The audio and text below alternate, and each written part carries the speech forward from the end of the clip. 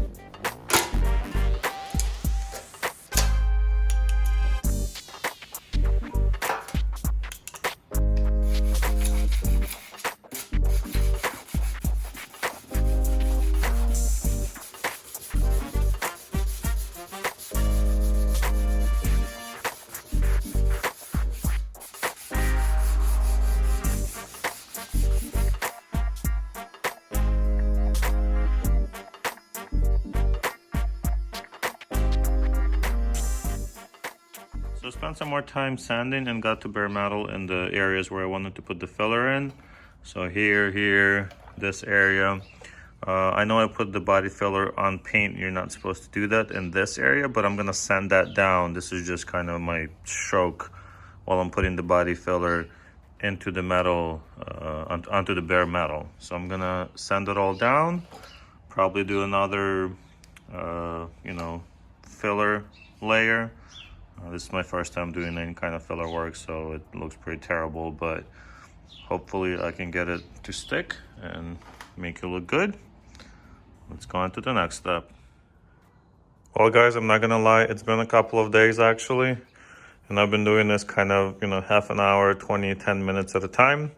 So I have put Bondo on kind of the worst areas, especially this one. Sanded it down, then put another little layer, just a thin layer, because I was kind of having little bumps and valleys and all that stuff. So I sanded the inside as much as I could as well, covered all of the holes so nothing gets inside the tank. And now it's time for the primer. I think I might have to fill this little part here again after the primer, but once it's all the same color, it's going to be a lot easier to kind of see what else it needs. Let's do it.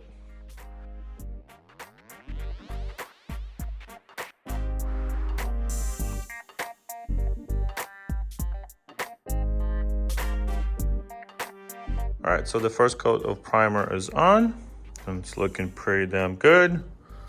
I really like it. I do see one issue, which is like right there, a little bit difficult to see. I might need to put a tiny bit of Bondo in there just to make it perfectly smooth going through all this trouble, I want it to be really, really nice. So once it's a little bit more dry, I'll run my finger through the primer to see if I feel any stuff that needs to be fixed. And then another layer of primer and paint.